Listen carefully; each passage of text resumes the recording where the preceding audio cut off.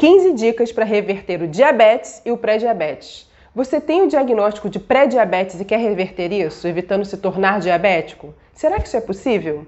Você acabou de ter o diagnóstico de diabetes, será que é possível reverter esse quadro? Hoje você vai aprender 15 medidas eficazes que podem te ajudar a reverter esse quadro. Você sabia que nas últimas décadas houve um enorme aumento do número de pessoas diabéticas e principalmente pré-diabéticas no mundo inteiro? Nos Estados Unidos, em 2019, 37 milhões e 300 mil pessoas tinham diabetes. Mais de uma em cada 3 pessoas tinha pré-diabetes, o que significa 96 milhões de pessoas com pré-diabetes só em 2019. E esses números estão só aumentando. E no Brasil isso não é diferente. E o pior de tudo é que muita gente tem pré-diabetes e não sabe. Veja esses dados do National Institute of Health e observe o número de pessoas não diagnosticadas. 8,5 milhões de pessoas são diabéticas e não foram diagnosticadas. O diabetes é visto como uma doença crônica incurável, mas existem pesquisas que sugerem que é possível, sim, evitar que o pré-diabetes vire diabetes e também reverter o diabetes já instalado. E é isso que você vai aprender agora. Então, já vai curtindo o vídeo e se inscrevendo no canal para ficar por dentro das informações mais importantes sobre medicina natural e manda esse vídeo para o maior número de pessoas possível, porque você já percebeu a importância desse tema para todas as pessoas, não é mesmo? Manda pelo Facebook, pelo Instagram, pelo WhatsApp, pelo Telegram ou por onde você achar melhor. O importante é compartilhar. E me conta aqui, você tem diabetes ou pré-diabetes? Você toma algum medicamento para tratar essa doença, para controlar sua glicemia? Você acha o estágio da sua doença já muito avançado e irreversível e que não há mais nada para fazer para melhorar a sua qualidade de vida? Compartilha com a gente aqui no canal a sua experiência com a diabetes. Eu vou começar falando do pré-diabetes, ok? Pré-diabetes significa que a pessoa tem uma glicemia acima do normal, causando um aumento da insulina na tentativa de normalizar os níveis de açúcar no sangue. Os exames usados para ver isso são basicamente a glicemia, a hemoglobina glicada e a insulina de jejum. Uma em cada 4 pessoas pré-diabéticas se torna diabética em 5 anos, se nada for feito para reverter esse quadro, né? Então presta bastante atenção para que você não entre nessa estatística, ok?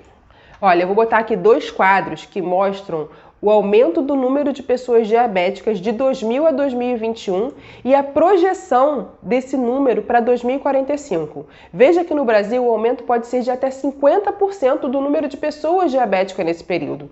Será que a gente consegue reverter esse cenário? Eu espero que sim, e eu estou aqui fazendo a minha parte com esse vídeo. Você sabia que o diabetes pode causar cegueira, amputação de membros, insuficiência renal e morte? Em 2021, mais de 6 milhões de pessoas morreram em consequência do diabetes.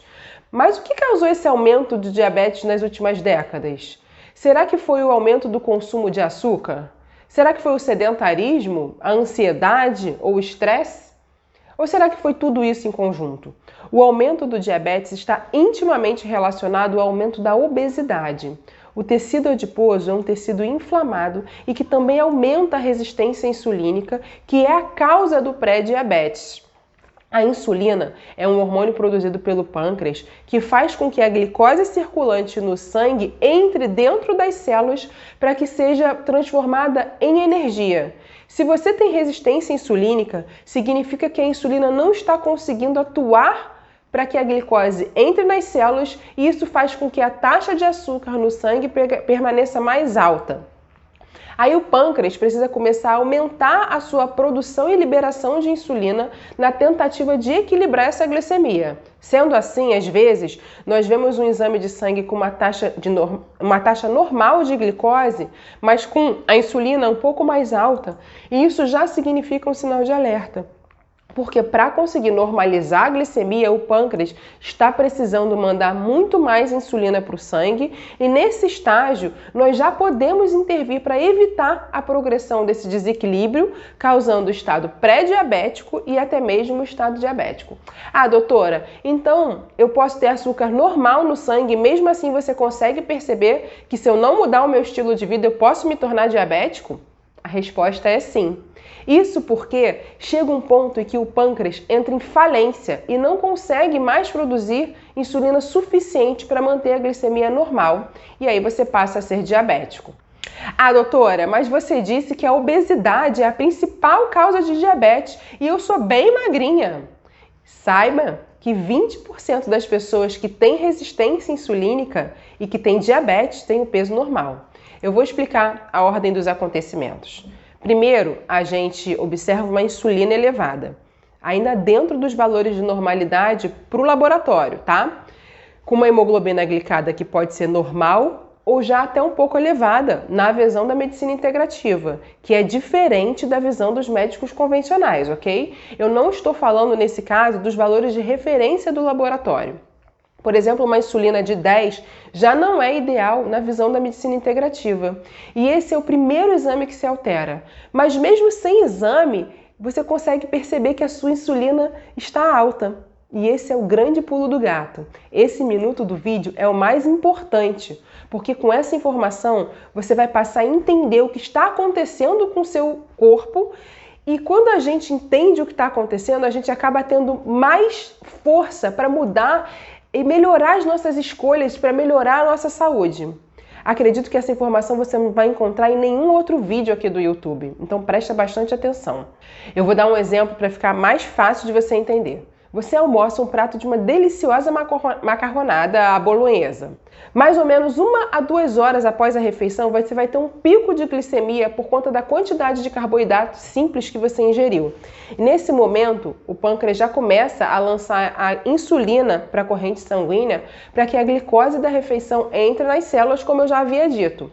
E se você tem resistência insulínica, aproximadamente 2 a 3 horas após a refeição, você começa a sentir uma fome ou uma vontade de comer doce ou algum outro carboidrato por conta da quantidade aumentada de insulina que foi lançada no seu sangue. O que faz com que, nesse momento, você tenha uma hipoglicemia, podendo sentir também, dependendo do grau de resistência insulínica que você tenha, uma sonolência, uma tontura ao levantar, um cansaço ou uma indisposição.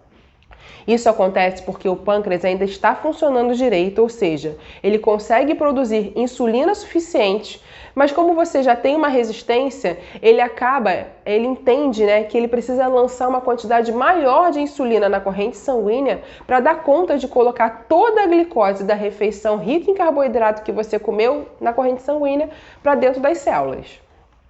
Ele lança essa insulina em excesso no sangue, o que acarreta essa hipoglicemia que eu falei, e daí vem a vontade louca de comer alguma coisa novamente, pode ser um salgadinho ou um docinho, alguma coisa que seja rica em carboidrato simples e que vai resolver rapidamente essa hipoglicemia que você está apresentando.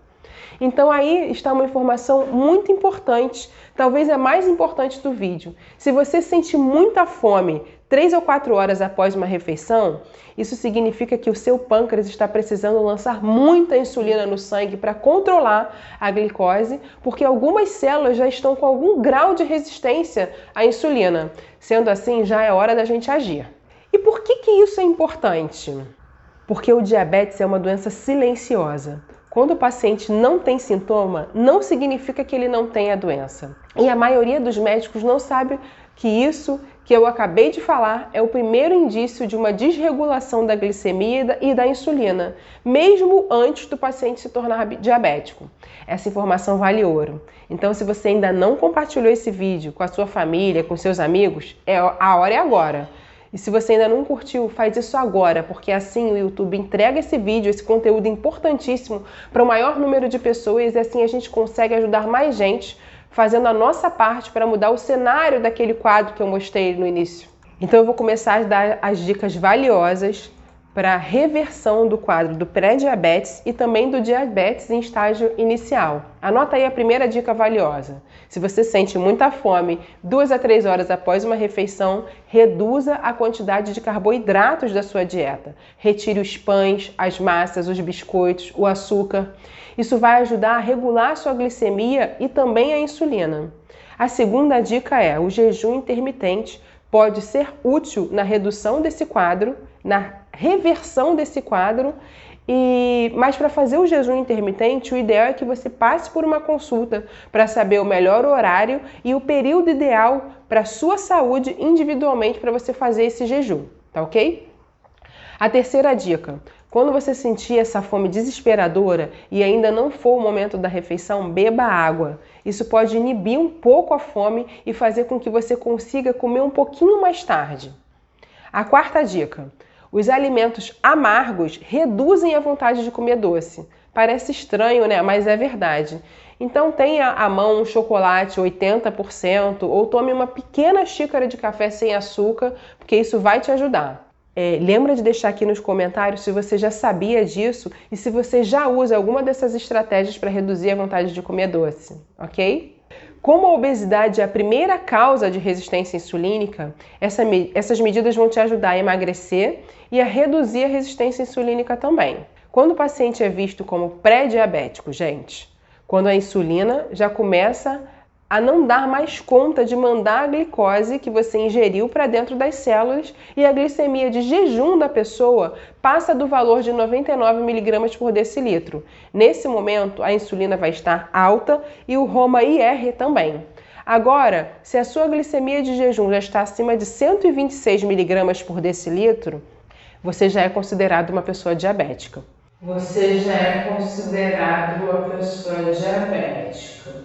Em relação ao teste de tolerância à glicose, que é aquele exame no qual você toma um líquido super doce e depois mede a glicemia 2 horas depois, mais especificamente. Se a sua glicemia estiver maior do que 140, você é considerado pré-diabético. E se essa glicemia estiver maior do que 200, você já é considerado diabético. Você já é considerado uma pessoa diabética. Um outro exame importante é a hemoglobina glicada, considerada pelos laboratórios como sendo normal até 5,7, o que na minha prática eu considero alto, visto que o valor de uma hemoglobina glicada para uma glicemia estimada menor do que 100 é de 5. Então, se você tiver com a hemoglobina glicada acima de 5, eu já te aconselho mudar o seu estilo de vida para melhorar esse cenário, evitando o pré-diabetes e o diabetes. Para o laboratório, a hemoglobina glicada entre 5,7 e 6,4 significa pré-diabetes e a partir de 6,5, diabetes. E se esses exames estiverem alterados em uma única medida, é claro que eles devem ser repetidos numa outra ocasião para confirmar esses valores. Lembrando que os médicos integrativos não consideram os valores de referência do laboratório para analisar a normalidade da insulina e do HOMA-IR também. Então, é sempre bom você ter um acompanhamento por um médico integrativo. A quinta medida importante de controle da resistência insulínica é a prática da atividade física. Os exercícios físicos aumentam a sensibilidade à insulina até 16 horas depois de realizados.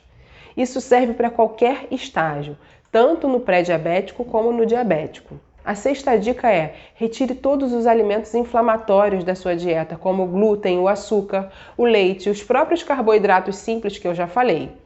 A sétima dica: o óleo essencial de gerânio é capaz de ajudar pacientes com resistência insulínica e diabetes a melhorarem a sua glicemia.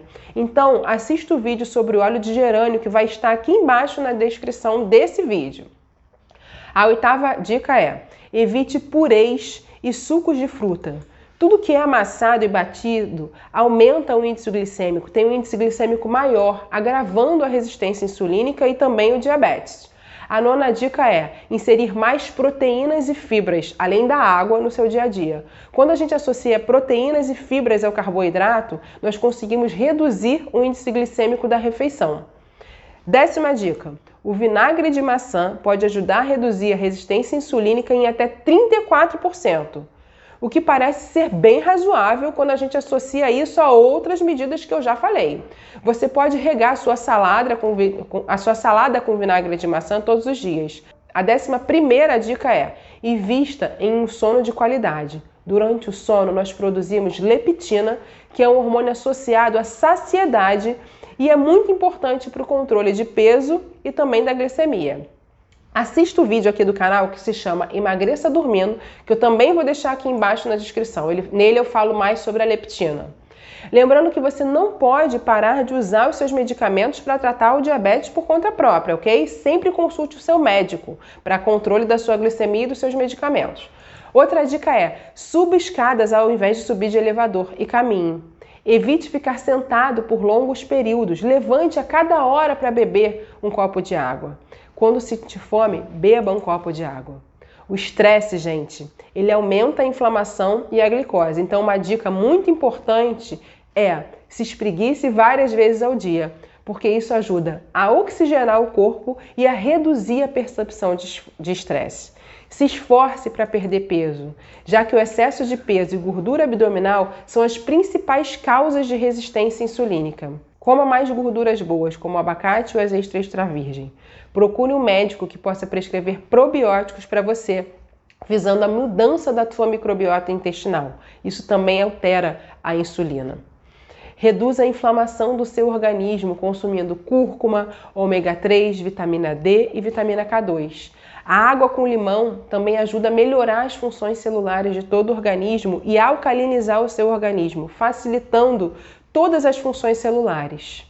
E aí, você já coloca em prática algum desses ensinamentos? Eu espero que você possa colocar em prática tudo isso e também compartilhar com muitas outras pessoas, fazendo a sua parte para a gente mudar o cenário aqui do Brasil quanto à resistência insulínica e ao diabetes. Um abraço e até o próximo vídeo.